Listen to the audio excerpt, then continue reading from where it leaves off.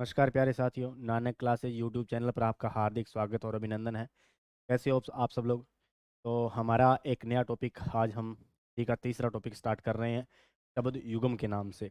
तो आप सब लोग हेडिंग डाल लीजिए, शब्द युगम। तीसरा हमारा जो टॉपिक है, शब्द युगम।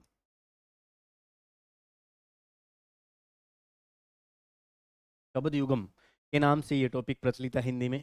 ठीक है। इसके और भी बहुत सारे नाम हैं, ये यहाँ से काफ़ी बार क्वेश्चन आते हैं और ये काफ़ी कन्फ्यूजेबल टॉपिक है और इसमें कन्फ्यूजन बहुत ही ज़्यादा होता है। ठीक है, इसलिए हम अपने इसको अच्छे से समझेंगे शब्द युगम और किस प्रकार इसकी पहचान करेंगे। और कोई ना कोई शब्द आता है, उसके पीछे मैं कोई ना कोई लिंक करके आपको कोई स्टोरी बता सकता हूँ या कैसे भी उस शब्द को याद करवाने का तरीका बता सकता हूँ। जो शब्द ये नहीं याद हो रहे हैं उनके ऊपर आप गोला लगा लीजिएगा।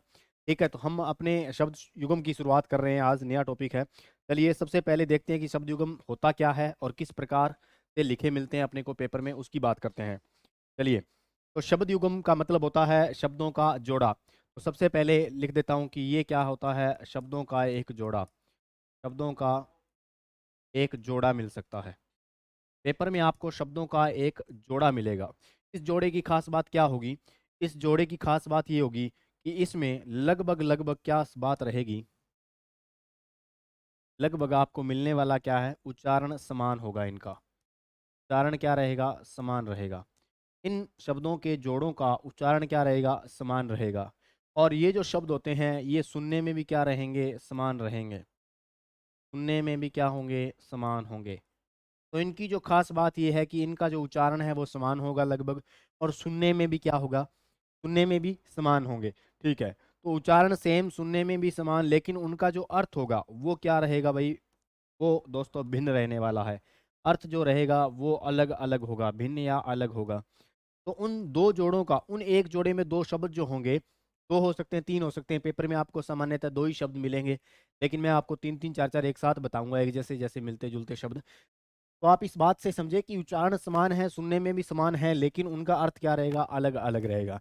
इसलिए जो आपको किताबों में मिलने वाला है उसका एक और नाम, क्या इसी शब्द युगम का नाम जो मिलने वाला है पेपर में, वो ध्यान रखना। क्या मिलेगा, इसी को कहते हैं श्रुति सम शब्द। श्रुति का मतलब होता है सुनना और सम का मतलब होता है समान। सुनने में भी समान होते हैं, इसलिए इनको श्रुति सम शब्द भी कहा जाता है। सुनने में भी समान होते हैं, इसलिए ये श्रुति सम शब्द कहलाते हैं। चलिए, श्रुति सम के बाद इसे और क्या कहते हैं सर? और कहते हैं उच्चारण समान होगा तो सम प्लस उच्चरित से बनता है समोच्चरित शब्द। इन्हें ही कहेंगे समोच्चरित शब्द। ध्यान दीजिए, शब्द युगम नाम का ऐसा टॉपिक है जो उच्चारण में समान, यानी ऐसे शब्दों का जोड़ा मिलेगा जो उच्चारण में समान होता है और सुनने में भी समान होता है, लेकिन उनका अर्थ भिन्न भिन्न होता है। इसलिए इसका नाम भिन्नार्थक शब्द भी आएगा। इसका नाम भिन्न अर्थ के कारण भिन्नार्थक शब्द भी हम इसको लिख सकते हैं, भिन्नार्थक शब्द। चलिए बात करते हैं किसकी, शब्द युगम या श्रुति सम शब्द या समोच्चरित शब्द या भिन्नार्थक शब्दों की। सम श्रुति कह दो, श्रुति सम कह दो, बात एक ही होती है, क्योंकि इनका क्या रहता है, उच्चारण समान रहता है, सुनने में भी समान होते हैं, लेकिन इनका अर्थ क्या रहता है, अलग अलग रहता है। इसलिए इनको भिन्नार्थक कहते हैं। सुनने में समान है, श्रुति सम कहते हैं, और उच्चारण में समान है तो समोच्चरित कहते हैं। शब्दों का एक जोड़ा होता है, इसलिए शब्द युग्म। आपने, मैं छोटा सा एग्जाम्पल, बहुप्रचलित उदाहरण देखा होगा, कौन सा? अनल और अनिल का जोड़ा। अनल और अनिल का जोड़ा। इस अनल और अनिल के जोड़े में आप सभी को पता रहने वाला है क्या, ये एक सामान्यतः और बेसिक और मूल उदाहरण है। इसके अलावा हम बहुत अच्छे अच्छे उदाहरण इसमें पढ़ने वाले हैं। तो अनल और अनिल के जोड़े में क्या खास होने वाला है कि सर ये जोड़ा ऐसा है जो क्या है, शब्द युगम के नाम से पेपर में देखने को मिलेगा, किताबों में देखने को मिलेगा। लेकिन इस जोड़े में ये है कि सर ये सुनने में और देखने में दोनों शब्द क्या लग रहे हैं, समान लग रहे हैं। उच्चारण भी लगभग समान है, अनल अनिल उच्चारण भी लगभग समान प्रतीत हो रहा है, सुनने में लगभग समान प्रतीत हो रहे हैं, लेकिन इनका अर्थ क्या है, अलग अलग है। इसलिए ये भिन्नार्थक शब्द भी कहलाते हैं। अर्थ अलग अलग होना, इसका मतलब ये हुआ कि अनल और अनिल का अर्थ अलग अलग है। तो यहाँ पर अनल का मतलब होता है क्या, आग। अनल का मतलब क्या होता है, आग। और अनिल का मतलब क्या होता है, हवा। तो ऐसा जोड़ा जो आपको क्रमशः पेपर में बताना पड़ेगा। क्रमशः का मतलब होता है जो पहले दिया होता है उसका अर्थ पहले लिखना होता है, और जो बाद में दिया होता है उसका अर्थ बाद में बताना होता है। ठीक है, तो ये इस प्रकार से इसका अर्थ भेद हो जाएगा। ठीक है। तो आपको यहाँ पर आग और हवा, कई जगह हवा और आग, जल्दबाजी में हम हवा और आग कराते हैं, लेकिन जो रेस्पेक्टिवली क्रम से आंसर इसका देना होता है, क्रम से ही इसका आंसर देना होता है, यानी जो पहले लिखा जाता है उसका पहले बताया जाता है। तो अनिल आग होती है, आग का पर्यायवाची है, और अनिल हवा का पर्यायवाची। इस प्रकार और भी बहुत सारे ये सामान्यतः जो टॉपिक के शुरुआत में उदाहरण दिया जाता है, वो पहला उदाहरण यही रहता है। उसके अलावा भी बहुत सारे उदाहरण हमारे सामने आएंगे। ठीक है, तो इससे पहले शब्द युग्म आपने हेडिंग डाल रखी होगी, तो मैं इसकी परिभाषा लिख देता हूँ शब्द युग्म की। क्या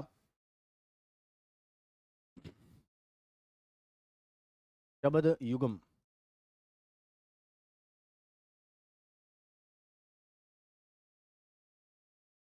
शब्द युग्म परिभाषा लिखना चाहूँ तो क्या लिखूंगा?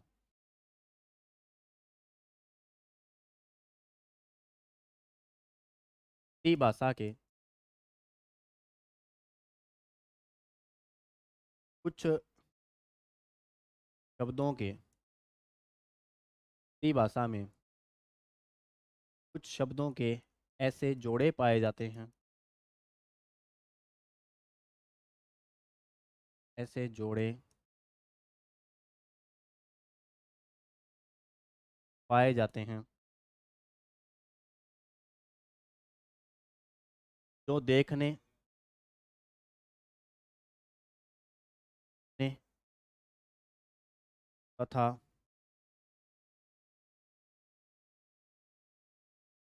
उच्चारण यानी बोलने में, बोलने में। अब ध्यान दीजिए, ये बोलने में और देखने में और सुनने में क्या बिल्कुल समान प्रतीत होते हैं? लगभग लगभग समान प्रतीत होते हैं। देखने, सुनने तथा उच्चारण या बोलने में लगभग लगभग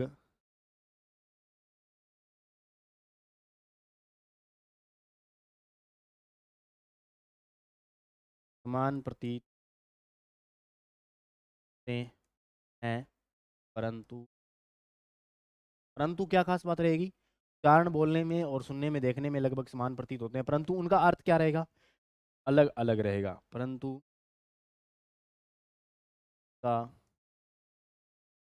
अर्थ भिन्न भिन्न होता है, भिन्न भिन्न का शब्द युग्म कहलाते हैं,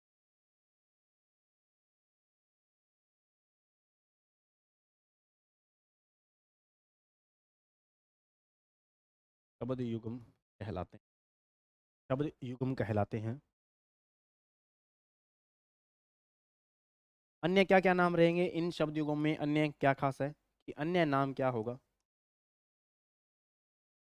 अन्य नाम के रूप में लिखें तो इसे समोच्चरित शब्द भी कहते हैं। समोच्चरित, इसे ही सम शब्द भी कहा जाता है, यानी सुनने में समान। समोच्चरित का मतलब उच्चारण में समान, और इन्हें ही भिन्नार्थक शब्द भी कहा जाता है, अर्थ में भिन्न भिन्न है। भिन्नार्थक,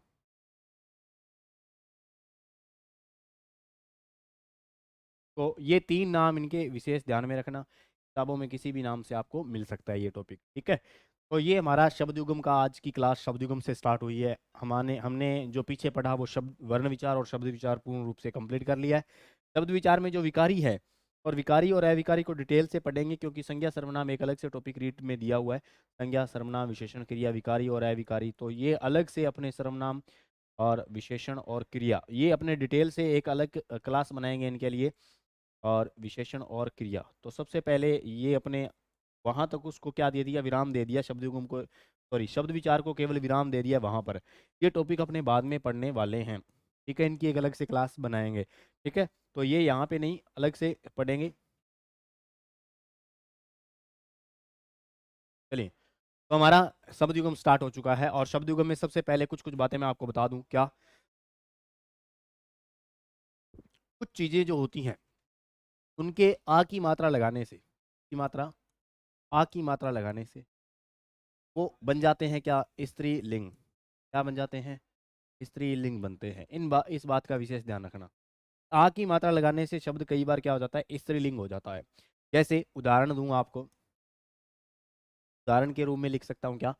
ये बातें आपको विशेष, जो मैं आपको बात बता रहा हूँ, ये विशेष ध्यान में रखना है कि कुछ चीज़ों के आ की मात्रा लगाने से वो स्त्रीलिंग बन जाते हैं।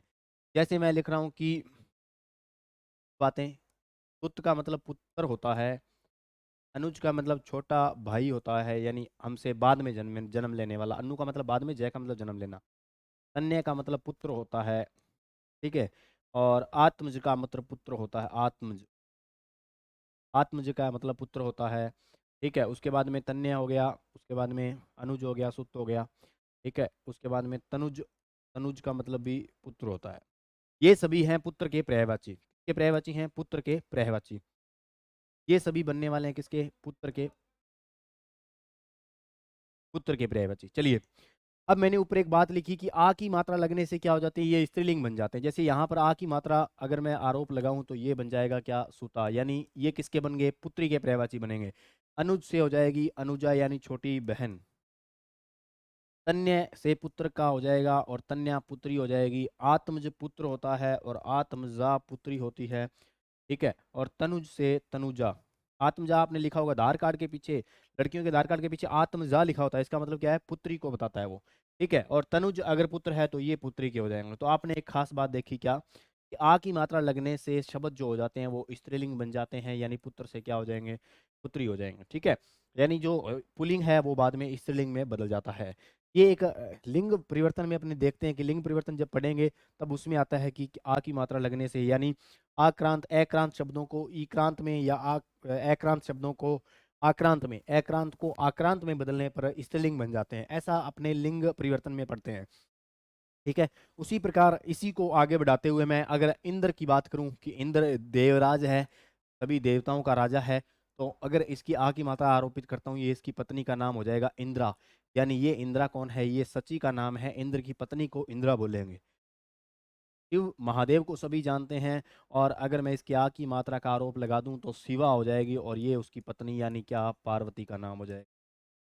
ये उसकी पत्नी किसकी? पार्वती का नाम हो जाएगा, ठीक है। तो आप लोग को पता लगा लगा कि आ की मात्रा से स्त्रीलिंग बन जाते हैं शब्द, ठीक है। तो इस बात का हमेशा ध्यान रखना है। चलिए, और एक बात यहाँ से अपने को ये पता चला कि शब्द युग्म में अपने पहचान पाएंगे कि तन्या तन्या, तन्या तन्या क्या है, आत्मजा आत्मजा क्या है, तनुज तनुजा क्या है, अनुज अनुजा क्या है, सुत सुता क्या है, ठीक है। इस प्रकार से अपने को पता लग गया, ठीक है। एक बात यहाँ पे नेक्स्ट पेज पे बताता हूँ, दूसरी बात, दूसरा नोट क्या है कि अपने जो यहाँ पर विशेष बात ये रहती है कि अपने को शब्द युग्म में भेद करने के लिए पर्यायवाची का ज्ञान होना चाहिए, प्राय शब्दों का ज्ञान होना चाहिए, पर्यायवाची का ज्ञान होना चाहिए। और उसके लिए अपने क्या करते हैं, सबसे पहले पर्यायवाची को रटने का कोई तरीका नहीं है कि अपने रट्टे लगा लें इन चीज़ों के। इसको समझने की बात है। देखो क्या है कि अगर हम ये चाहें कि मैं जल के पर्यायवाची लिख रहा हूँ, ठीक है। तो एक मैंने जल के पर्यायवाची यहाँ लिखे, ठीक है। पानी के पर्यायवाची लिख दूँ, पानी, ठीक है। तो पानी के पर्यायवाची होता है, जैसे मैंने लिखा क्या, जल, फिर मैंने लिखा क्या, नीर, फिर मैंने कोय लिखा, फिर मैंने पय लिखा, फिर मैंने वारी लिखा, फिर मैंने अम्बू लिखा। ये मैंने इतने से जल के पर्यायवाची लिखे हैं, लिख दिए जल के पर्यायवाची। अब इससे क्या खास बात होने वाली है? इससे ये खास बात होने वाली है कि अगर इसी पानी के पीछे जय लगा दूं, यानी पानी तो होईगा, और इसके अंदर जय लगा दूं, जय का मतलब होता है जन्म लेना। तो पानी के अंदर कौन जन्म लेता है सर? कमल, कमल। तो ध्यान रखना, पानी के जितने भी पर्यायवाची इसके पीछे जय लगने से कमल के पर्यायवाची बनने वाले हैं। आप चाहें तो इससे बना सकते हैं। देखो जल, तो जलज कौन हो जाएगा? जल के अंदर जन्म लेने वाला। इसी प्रकार नीरज, इसी प्रकार तोयज, इसी प्रकार पयोज, इसी प्रकार वारिज, और उसी प्रकार अम्बुज। तो आपको स्पेशल ये बात ध्यान में रखनी है क्या, कि सर शुरू में जो जल के पर्यायवाची दिए गए हैं ये जल के पर्यायवाची हैं, और इन सभी के पीछे क्या लगा हुआ है? जय लगा हुआ है। और जय का मतलब होता है जन्म लेना, और जो चीज़ जल में जन्म लेती है वो कमल होती है। जो चीज़ जल में जन्म लेती है वो कमल होती है। ये बात हमने सीख ली है। चलिए, इससे और क्या बनने वाला है? और ये बनने वाला है कि अगर इसी पानी के पीछे दय लगा दूं, पानी के पीछे दय लगा दूं, तो यहाँ से पानी को देने वाला, दय का मतलब होता है देने वाला, और कौन देता है? बादल। पानी देने वाला यानी कौन, बादल के पर्यायवाची बनने वाले हैं। ठीक है, ये बातें कहाँ काम आने वाली है, या शब्द युगम में काम आने वाली। पर्यायवाची तो है ही है, शब्द युगम में भी अपने को भेद करना आना चाहिए। चलिए जल का पर्यायवाची उठाता हूँ, जल, और इसके पीछे क्या लगा दूं, दय लगा दूं, तो ये बादल का पर्यायवाची बनने वाला। जलद बादल को कहेंगे, इसी प्रकार नीरद बादल को कहेंगे, इसी प्रकार तोयद बादल को कहेंगे, तोयद, इसी प्रकार पयोद बादल को कहेंगे, इसी प्रकार वारिद बादल को कहेंगे। वारी जल होता है और दय का मतलब देने वाला। और उसी प्रकार अम्बुद किसको कहेंगे, बादल को कहेंगे। ठीक है, तो ये जलद, नीरद, तोयद, पयोद, वारिद और अम्बुद, ये सारे किसके पर्यायवाची हो गए, पानी, इसके बादल के पर्यायवाची हो गए हैं।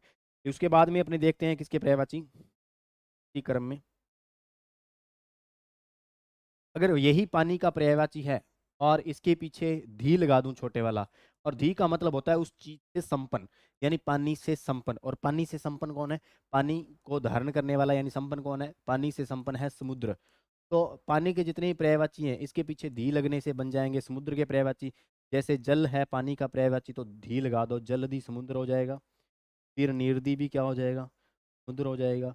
फिर तोयदी भी क्या हो जाएगा, समुद्र हो जाएगा। और फिर इसी प्रकार पयोदी समुद्र हो जाएगा। फिर वारिदी समुद्र हो जाएगा। और फिर अम्बुदी भी क्या हो जाएगा। ये बातें मैंने इसलिए बताई आपको क्योंकि मैं जो पढ़ा रहा हूँ वो शब्द युगम पढ़ा रहा हूँ, और शब्द युगम में आपको ये तीन दे दिए जाएं एक जैसे अम्बुज, अम्बुद, अम्बुदी, या वारिज, वारिद, वारिदी, या पयोद, पयोद, पयोदी। इस प्रकार के दो शब्द कोई भी दें तो आप उनमें अर्थभेद कर सकते हो। ठीक है, तो चलिए ये हमारी एक स्क्रीनशॉट ले सकते हैं, ये छोटी सी बात थी। उस प्रकार कुछ और बातें बताता हूँ आपको। नेक्स्ट नेक्स्ट जो बात रहेगी, चलिए ये तीन चीजें हमने यहाँ देखी। कहीं भी कर लगाना हो, कर लगा हो, तो कर दो जगह लगा सकता हूं। क्या कर, मैं अगर रात्रि के पर्यायवाची के पीछे लगा दूं, रात्रि का जो पर्यायवाची है, इसके पीछे कर लगा दूं, तो वो चंद्रमा का पर्यायवाची बनने वाला है। इसका, चंद्रमा का। और यहां पर कर मैं लगा दूं दिन के पर्यायवाची के पीछे, तो ये बन जाएगा किसका, सूर्य का पर्यायवाची बनने वाला है। ध्यान दीजिए, रात्रि से, रात्रि को कौन, चंद्रमा, और सूर्य को कौन, दिन को कौन, सूर्य। तो ये कर लगाना किसके पीछे, रात्रि के पर्यायवाची के पीछे कर लगा दो। जैसे मैं लिख रहा हूं रजनी कर, रजनी कर लिखा। जैसे मैंने निशा कर लिखा, निशा कर। जैसे मैंने रात्रि कर लिख दिया। ठीक है, तो ये पर्यायवाची किसके बनते जा रहे हैं, चंद्रमा के बनते जा रहे हैं। किसके बनते जा रहे हैं, चंद्रमा के बनते जा रहे हैं। ठीक है, और दिन के पर्यायवाची के पीछे कर लगाने से सूर्य के पर्यायवाची बनेंगे। जैसे मैंने लिखा दिन कर, जैसे मैंने लिखा दिवाकर, दिवाकर। इस प्रकार ये दिन के पर्यायवाची हैं, तो इन ये किसके बनने, दिन के पर्यायवाची के पीछे कर लगाने से सूर्य के पर्यायवाची बनते जा रहे हैं। तो ध्यान दीजिए, दिन के आगे कर लगाओ सूर्य, और रात्रि के आगे कर लगाओ चंद्रमा। ये बात हमारी कंप्लीट हो गई है। चलिए छोटी बात और सीखते हैं। वही कि रात्रि के पर्यायवाची के पीछे ईस लगा दो, और रात्रि का ईश्वर यानी कौन, चंद्रमा को बताएगा। इसको बताएगा, चंद्रमा को बताएगा। जैसे मैं लिख देता हूं, देखो राका रात्रि होती है, राका, और इसके साथ ईस लगाने से क्या बन जाएगा, रात्रि का ईस कौन होता है, राकेश, यानी चंद्रमा का पर्यायवाची बन गया है राकेश। और उसी प्रकार दिन के पर्यायवाची के पीछे ईस लगने से क्या किसके बन जाएंगे, दिन के पर्यायवाची के पीछे पीछे ईस लगाओगे तो ये सूर्य को बताएंगे। जैसे दिन के साथ ईस लगाओगे तो क्या बनने वाला है, दिनेश बनने वाला है। और दिनेश किसका पर्यायवाची हो जाएगा, सूर्य का पर्यायवाची हो जाएगा। तो आपने सीखा क्या कि अगर रात्रि के पर्यायवाची हैं और इसके पीछे ईस लगा दो चंद्रमा के बनते हैं, और दिन के पर्यायवाची के पीछे ईस लगा दो सूर्य के पर्यायवाची बनते हैं। चलिए उसके बाद बहुत कुछ बातें और सिखाता हूँ आपको। ठीक है, जैसे दिन का जब भी अंत हो जाए, दिन का कहीं क्या हो जाए, अंत हो गया, तो ये दिन का कब अंत होता है, जब रात्रि आ जाती है, तो दिन के पर्यायवाची के पीछे अंत लगा दो। जैसे दिनांत, दिनांक नहीं दिनांत, दिन का अंत हो गया यानी कब आई, रात्रि। और रात्रि का जब अंत हो जाए तो दिन आ जाता है, रात्रि का जब अंत हो जाए तो दिन आ जाता है। तो ये दिन के पर्यायवाची को बताएगा। जैसे रातांत, रातांत। जैसे निशा किसका पर्यायवाची है, रात्रि का है, और निशा के साथ अंत लगा दूं तो निशांत बनता है। और निशांत क्या हो जाएगा, निशांत मतलब क्या, निशा का अंत यानी दिन बन जाएगा। ठीक है, तो ये बहुत सी बातें अपने छोटी छोटी सीखने को मिलती है, आपको ये शब्द युगम में सहायता करेगी। ठीक है, उसके बाद में उसके बाद में आता हूँ दिन के पर्यायवाची, रात्रि के पर्यायवाची के पीछे चर लगाना है। पहले कर लगाया था, अब लगाते हैं चर। तो रात्रि के पर्यायवाची जितने भी हैं चर लगाओ, और रात्रि के पर्यायवाची के पीछे चर लगाओगे तो आपके सामने जो पर्यायवाची बनेगा वो बनेगा। देखो रात्रि को कौन, चर का मतलब होता है चलने वाला, और रात्रि को कौन चलता है, राक्षस या चोर। रात्रि को निकलने वाले होते हैं राक्षस या चोर। तो ये राक्षस या चोर का नाम बनने वाला है, राक्षस या चोर का नाम बनने वाला है। जैसे निशाचर, रजनीचर, रात्रिचर, ये सब। रात्रि कर बात किसकी है, चंद्रमा को बताएगी, जबकि चर किसको बताएगा, राक्षस या चोर को बताएगा। ये कहानी आप समझे, ठीक है। तो बहुत सी ऐसी बातें आएंगी शब्द युगम में जो अपने साथ साथ पढ़ेंगे। ये मैंने आपको छोटा सा एक संक्षिप्त प्रस्तावना तैयार कर दी है शब्द युगम की, उसके बाद अपने शब्द युगम की तरफ चलते हैं। बहुत सारे शब्द युगम मैंने लिख के छोड़ रखे हैं, आपको अर्थभेद करवाता हूँ। चलिए आ जाइए शब्द युगम की तरफ बढ़ते हैं। किसी भी शब्द युगम को पढ़ने के लिए, रटने के लिए कुछ कुछ बातें आपको हमेशा सीखने को बताता हूँ, किस तरह उस कहानी को याद रखा जाएगा। तो सेव कर दूं मैं।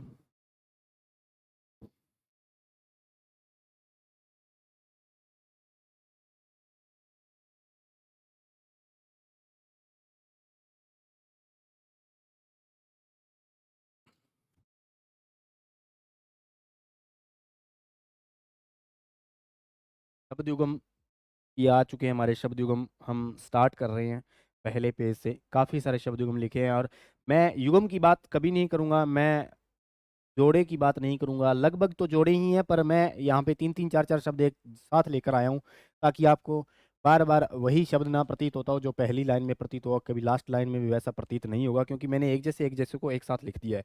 काफ़ी हद तक कोशिश की है कि एक जैसे एक साथ पढ़ लें अपने। चलिए पहले पेज से स्टार्ट करते हैं। पहले पेज से स्टार्ट करते हैं कि ये सारे शब्द देखो, सुनने में प्रत्येक लाइन के जो जोड़ा दिखाई दे रहा है, ये सुनने में, देखने में, बोलने में एक समान प्रतीत हो रहा है। जैसे अनिल, अनल, अर्क, अर्क में तो कोई फर्क ही दिखाई नहीं दे रहा कि सर आपको लग रहा है सर रह पूरा कर रखा है, इसमें रह आधा कर रखा है, क्या फर्क होना चाहिए, लेकिन फर्क होता है इनमें। अमल, और ये एक जैसे लिख दिया मैंने, करेक्शन करूंगा इसमें क्या, वो अम्ल है और एक मैं लिख रहा हूं अमल, अमल, ठीक है। और इसी प्रकार बहुत सारे शब्द आएंगे। अंश, वो अंश है, ये अंश है, उपकार है, अपकार है, अतल है, अतुल है, अचर है, अचार है, आचार है, अजर है। इस प्रकार से शब्द अपने देखते जाएंगे, ठीक है। तो चलिए स्टार्ट करते हैं।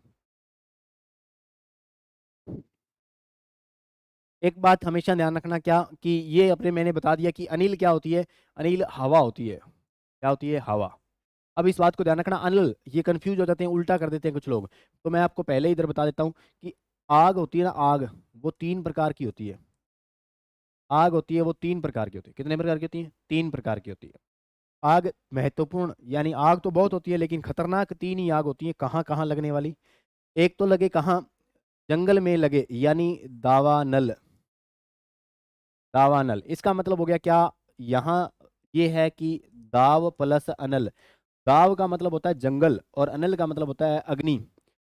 तो दावाग्नि कह दो या दावानल कह दो, यानी आग है ये जंगल में लगने वाली। एक आती है वड़वा नल, यानी ये भी अनल है, और कहाँ लगेगी, समुद्र में लगेगी। कहाँ लगेगी, समुद्र में लगने वाली आग। ये खतरनाक है, समुद्र में लगने वाली आग और जंगल में लगने वाली आग। और एक लगती है पेट में आग, वो होती है कौन सी, पेट का मतलब होता है जठर, और अनल लगाओगे तो क्या बन जाएगा, जठरानल। तो ये लगती है कहाँ पे, पेट में। तो तीन आग मैंने बताई कौन कौन सी, दावानल, वड़वानल और जठरानल। तो दावानल जंगल की है, वड़वानल समुद्र की, और जठरानल पेट की है। तो यहाँ से अपने को पता चला कि जो लास्ट में अंत में जो अनल लग रहा है वो आग को बताता है। तो यहाँ से अपने को याद रहना चाहिए कि अनल किसके लिए आएगा, आग के लिए आएगा, आग के लिए आएगा। ये अर्क क्या होता है, ये तो है अर्क, और वो है अर्क, उसमें रह पूरा है। तो सोचिए किसको बताएगा, अर्क और अर्क।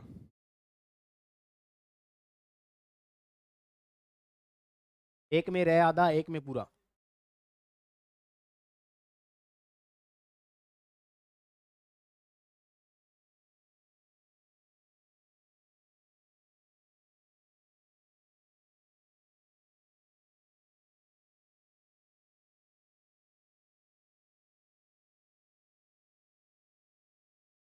ये अर्क सूर्य के पर्यायवाची को नहीं बता रहा क्या, सूर्य को कहते हैं अर्क, ठीक है।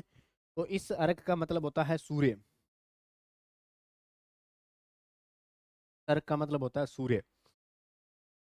अर्क का मतलब हो गया सूर्य। और इस अर्क का मतलब होता है, जैसे अपने नहीं बोलते फूलों का अर्क, फूलों का अर्क जो भंवरे चुनते रहते हैं, वो अर्क होता है, वो फूलों का होता है। तो ये है अर्क यानी रस, फूलों का जो रस होता है उसे ही कहते हैं अर्क। एक है अम्ल और एक है अम्ल। अम्ल और अम्ल, मैं कह दूं कि अम्ल किसे कहते हैं, अम्ल जैसे आपने सुना होगा हाइड्रोक्लोरिक अम्ल, सल्फ्यूरिक अम्ल, तो वो तेजाब होते हैं एक प्रकार के, वो अम्ल होते हैं अम्ल। तो ये तेजाब को बताएगा, तेजाब। और अमल क्या होता है, अमल, मैं कहूँ मेरी बातों पे अमल किया करो, वो अमल होता है, अम्ल नहीं होता। अमल में मैं पूरा और अम्ल में मैं आधा है। तो मेरी बातों पे अमल करने का मतलब होता है गौर करना, तो ये होता है गौर करना। अम्ल का मतलब होता है गौर करना, अमल करो यानी संज्ञान में लाओ उस बात को, गौर करना। ठीक है, ये अंश क्या है, ये अंश बताता है हिस्से को, कितना अंश उसको मिला, उसका इतना अंश है, हिस्सा, हिस्सा यानी क्या, भाग, उसका भाग कितना है। ठीक है, और अंश का मतलब क्या होता है, आपने मानव शरीर में दो अंश सुने होंगे, कौन कौन से अंश महत्वपूर्ण, एक तो होता है क्या, अंश मेखला, शरीर की दो मेखलाएं होती हैं, एक होती है अंश मेखला और एक होती है श्रोणी मेखला, श्रोणी मेखला। तो ये अंश किसको बताता है, यहाँ पे अंश में कौन सा स आया, मूर्धन्य सॉरी दंत्य स आया, और उधर वाले अंश में तालव्य स, ये सभी को पता था। अंश का मतलब हिस्सा होता है, उसका कितना अंश है, हिस्सा है, भाग है। और ये अंश किसको बताता है, ये अंश मेखला को बताता है। मेखला का मतलब होता है कि जॉइंट या हड्डियों का जो जोड़ है कंधों वाला, उसे कहते हैं मेखला, कौन सी, अंश। और नीचे वाला जो श्रोणी मेखला है, ये पैल्विक वाले भाग में जो श्रोणी वाला भाग है, वहां जो मेखलाएं होती हैं उनको कहते हैं श्रोणी मेखला। तो अंश मेखला होता है कंधे की मेखला। तो अंश किसका नाम है, कंधे का नाम है, अंश कहते हैं कंधे को, अंश कहेंगे कंधे को। तो ये मेखला यानी हड्डियों का जोड़ होता है, अंश उस यानी कंधे वाली हड्डियों का जोड़, यानी कौन क्या है, अंश का मतलब कंधा, कंधा। उपकार, आपने कभी परोपकार सुना है, परोपकार सभी ने सुना होगा, परोपकार। परोपकार का मतलब होता है भलाई का काम, किसके ऊपर भलाई, पर के ऊपर, पर यानी पराये, पराये के ऊपर जो भलाई का काम होता है उसे कहते हैं परोपकारी का कार्य। तो परोपकारी का कार्य कौन सा होता है, पराये के ऊपर भलाई। तो उपकार का मतलब होता है भलाई, और पर लगा दूं तो परोपकार, दूसरे पर भलाई, तो उपकार का मतलब हो जाएगा भलाई। और अपकार इसी का विलोम होता है भैया, अपकार का मतलब होता है बुराई।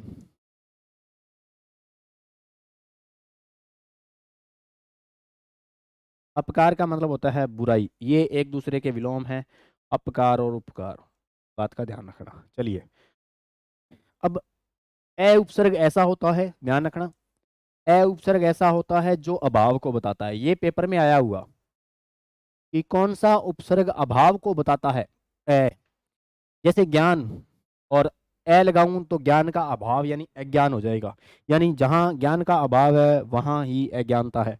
तो ए उपसर्ग ऐसा है जो अभाव को बताता है। चलिए, ए उपसर्ग की बात यहाँ आई, आ जाओ।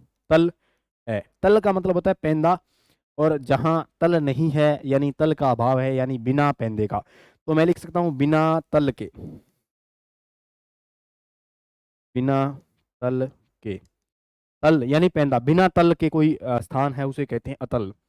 और अतुल, तुल का मतलब होता है तुलना करना, और ए का मतलब हो गया अभाव, जहां तुलना का अभाव हो यानी तुलना कर ही नहीं सकता, ऐसी चीज अद्वितीय होती है। अतुल नाम सुना है आपने किसी लड़के का, अतुल, अतुल का मतलब होता है जिस जो तुलना योग्य नहीं है, यानी तुलना कर ही नहीं सकता, अद्वितीय है, वो अतुलनीय है। ठीक है, उसके लिए अतुल नाम का प्रयोग में लिया जाता है, अतुल नाम।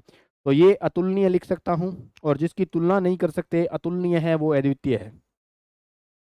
अतुलनीय या अद्वितीय चीज को ही अतुल कहते हैं, अद्वितीय।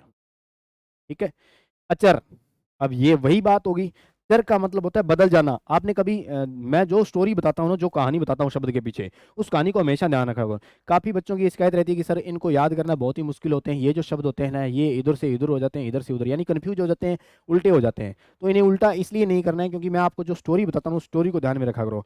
देखो, कभी आपने चर सुना है, चर नहीं सुना होगा।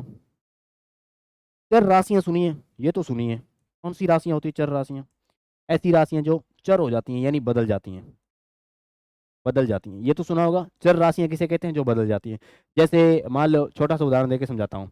जैसे मैथ में आपने एक्स की वैल्यू रखनी है, अब एक्स की वैल्यू एक से लेके कुछ भी रख सकता हूँ, जीरो भी रख सकता हूँ, इसका मतलब एक्स कभी भी बदल सकता है, तो एक्स क्या है, चर है, आया ना। और मैं कह दूं 5, मैं कह दूं 5, ये कभी भी बदलने वाला नहीं है, और बदलने वाला नहीं है तो ये अचर हो जाएगा। तो चर का मतलब बदल जाना, और ए लग गया यानी बदलने का अभाव है। तो यहाँ कौन सी राशि? अचर राशि। और अचर राशि का मतलब क्या? जो बदले नहीं, यानी राशि नहीं बता रहा हूँ यहाँ पे, राशि तो मैंने उदाहरण के द्वारा बताई। ठीक है। अचर का मतलब लिख सकता हूँ क्या? जो या बिना बदले, ऐसे लिख दूं, बिना बदले या बिना चले, बिना बदले। चर का मतलब चलना भी होता है, जो चल गया वो बदल गया। तो जो बदलता नहीं है, अचर रहता है, उसे अचर कहेंगे।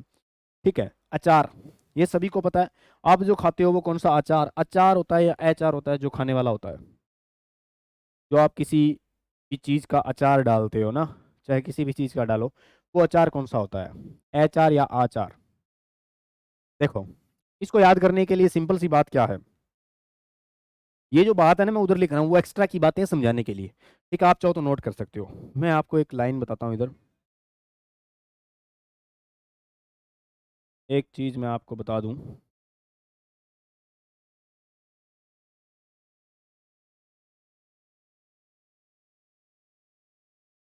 तो देखना, नाम सुने दुराचार। दुराचार का मतलब होता है ऐसा आचार जो बुरा है, और आचार का मतलब ये बनता है दो प्लस दो धन आचार से। तो यहाँ पर आचार का मतलब क्या होता है? व्यवहार, ऐसा व्यवहार जो बुरा है। तो आपको दुराचार से पता चला, दुराचार आचार से बना हुआ शब्द है, और दुराचार का मतलब होता है बुरा व्यवहार। तो आचार एक क्या है? व्यवहार को बताता है। वो अगर अच्छा है तो सदाचार हो जाएगा, और अगर बुरा है तो दुराचार हो जाएगा। ठीक है। तो आचार तो मैं लिख सकता हूँ क्या? व्यवहार होता है, व्यवहार होता है। ठीक है, व्यवहार। आचार, ये खाने वाला होता है। किसी भी फल या किसी भी सब्जी का जो मुरबा बनाया जाता है, वो अचार होता है खाने वाला। तो ये होता है मुरबा, मुरबा। काफी दिनों तक किसी फल सब्जी को बंद करके रखा जाता है, उसमें कुछ चीजें मिला के, और जो चीज बनती है उसे कहते हैं मुरबा। अजर, देखो एक जैसे शब्द हैं, अचर, अचार, आचार, अजर। ठीक है, इसको दोनों को उधर साथ लिख सकता हूँ। जर का मतलब होता है बुढ़ापा। आपने सुना है जर्रावस्था? जर्रावस्था का मतलब होता है क्या? बुढ़ापे की अवस्था, यानी बुढ़ापा। तो जर किसको कहेंगे? बूढ़े को कहते हैं। तो ए लग गया यानी बुढ़ापे का क्या है? अभाव है। ए लग गया यानी बुढ़ापे का क्या है? अभाव। और जिसमें बुढ़ापे का अभाव है, यानी अजर कौन होता है? जो कभी बूढ़ा नहीं होता। और बूढ़ा कौन नहीं होता? देवता कभी बूढ़े नहीं होते। तो अजर और अमर कौन है? देवता हैं। अजर और अमर कौन है? देवता हैं। अजर और अमर किसको कहेंगे? देवता को कहेंगे। ठीक है। अक्ष, अक्ष का मतलब होता है कोई हब, धुरी। अक्ष का मतलब होता है उस अक्ष पे, जैसे पृथ्वी अपने अक्ष पर घूम रही है, तो इसका मतलब होता है धुरी, धुरी। और अक्षी, ये तो सबको पता होता है, ये आंख का पर्यायवाची है। आंख का तत्सम रूप भी है और पर्यायवाची भी है। उसके बाद में आता है अम्ब। अम्ब कहते हैं अम्बा यानी माता को। ये माता का पर्यायवाची है, माँ का पर्यायवाची है, तो अम्ब होता है माता। और अम्बु अभी बताया जल का पर्यायवाची है अम्बु, तो ये जल का पर्यायवाची है। और इसके पीछे दै जय लगाओगे तो अम्बुज कमल का बन जाएगा, दै लगाओगे तो बादल का बन जाएगा, दी लगाओगे तो समुद्र का बन जाएगा। छोटी छोटी बातें। अवधि, अवधि का मतलब होता है समय, तो ये है समय, समय। और अवधि बड़ी मात्रा लग गई। अवधि, ये एक भाषा हुआ करती थी अवध प्रांत की, अवध स्थान की भाषा है अवधि। तो ये आपने देखा होगा, जब भाषाओं के बारे में और ज्यादा डिटेल में पढ़ते हैं तो वहां पे अवधि की उत्पत्ति के बारे में लिखा हुआ है। तो अवधि एक भाषा है,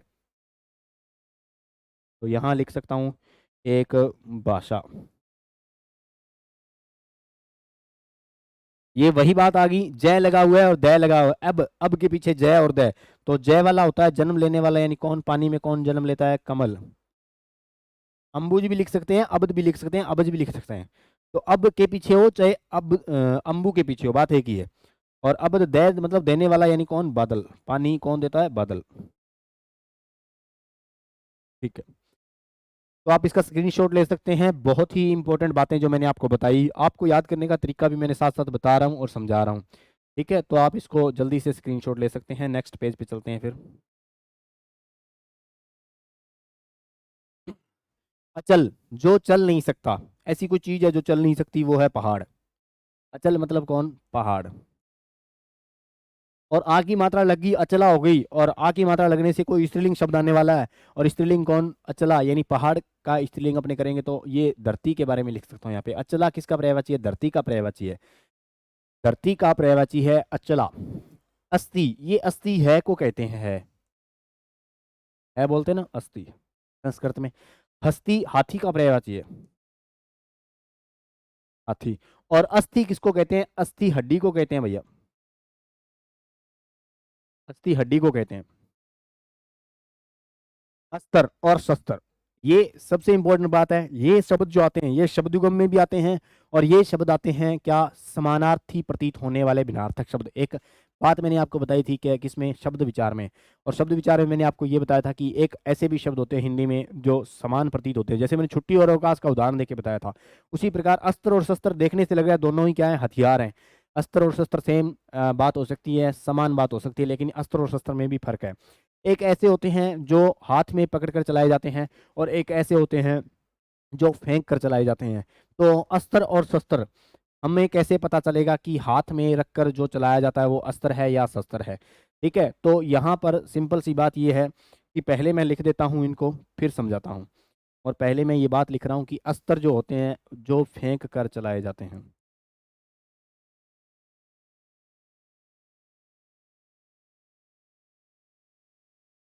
चलाए जाते हैं, जो फेंक कर चलाए जाते हैं। और ये हो जाएगा जो हाथ में पकड़कर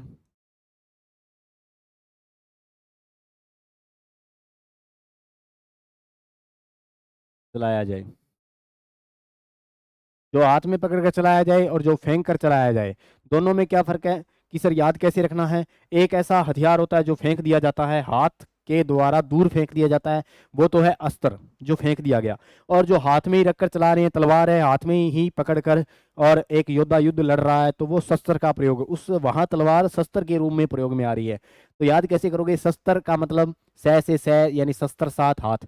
शस्त्र साथ हाथ याद रखोगे, शस्त्र यानी साथ रखे जाएंगे, हाथ में पकड़कर चलाए जाएंगे शस्त्र को। और अस्त्र का मतलब होता है फेंक कर चलाया जाने वाला। तो याद रह जाएगा मेरे हिसाब से, शस्त्र का मतलब साथ, सै से सै, शस्त्र शस्त्र साथ, और हाथ, ये तीन चीजें आप ध्यान में रखना। अब यहाँ पर सबसे इंपॉर्टेंट जो बात है वो ये है, इधर लिख रहा हूँ क्या, कि अगर आपसे ये पूछ लिया जाए, पूछा गया एक बार क्या, कि बंदूक एक है, लिख रहा हूँ यहाँ पे, आप लोग बताना क्या अशुद्धि है इसमें। बंदूक एक, बंदूक एक शस्त्र है, बंदूक एक शस्त्र है। आप लोग बताइए क्या अशुद्धि है इसमें? आप लोग बताइए क्या अशुद्धि है इसमें? बंदूक एक शस्त्र है, बंदूक एक शस्त्र है।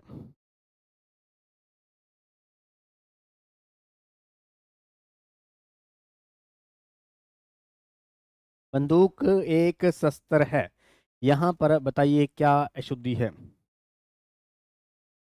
सिंपल सी अशुद्धि ये है क्या, कि शस्त्र जो होता है वो साथ में रखकर, यानी हाथ में ही पकड़ कर चलाया जाता है। तो क्या बंदूक हाथ में पकड़ कर चलाई जाती है क्या? बंदूक हाथ में तो पकड़ कर चलाई जाती है, लेकिन ध्यान रहे ये यहाँ एनसीईआरटी का उदाहरण है ये। बंदूक शस्त्र नहीं है, अस्त्र है। कि सर बंदूक फेंकी थोड़ी जाती है ना, अस्त्र तो वो होता है जो फेंक दिया जाता है।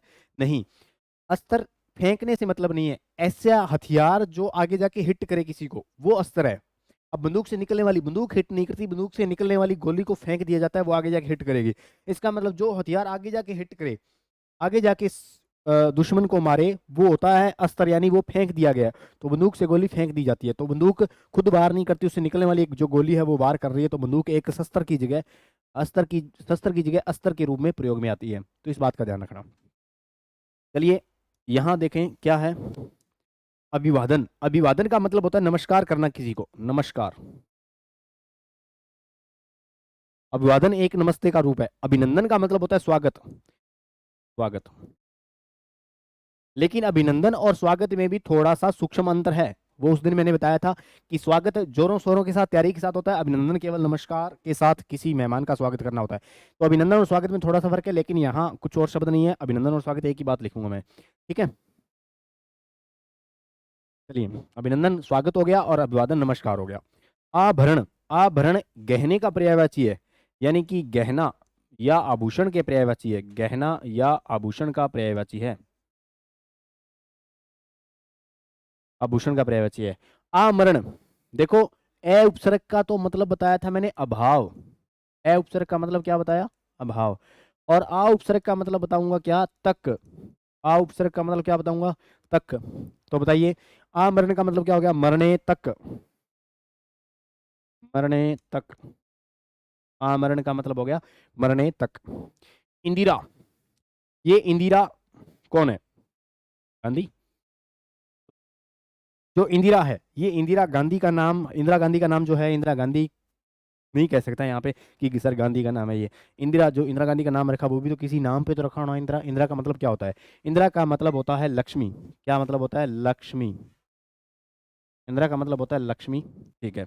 और इंदिरा, ये इंदिरा वही बात है जो मैंने अभी थोड़ी देर पहले बताई थी, क्या कि जो इंदिरा नाम होता है, मैंने एक बात कही थी कि जो इंद्र है, इंद्र है, अब इंद्र का अगर स्त्रीलिंग बनाएंगे तो आ की मात्रा लगा दो इसके साथ, तो ये इंदिरा जो होती है वो कौन हो जाएगी, वो इंद्र की पत्नी होगी। स्त्रीलिंग बन गया आ की मात्रा लगने से, तो ये सची का नाम है। किसका नाम है, सची का नाम होता है। तो वहां अपने सची लिख देंगे, ठीक है। तो आज की क्लास इतनी रहेगी, कल अपने इसके आगे की बात पढ़ेंगे।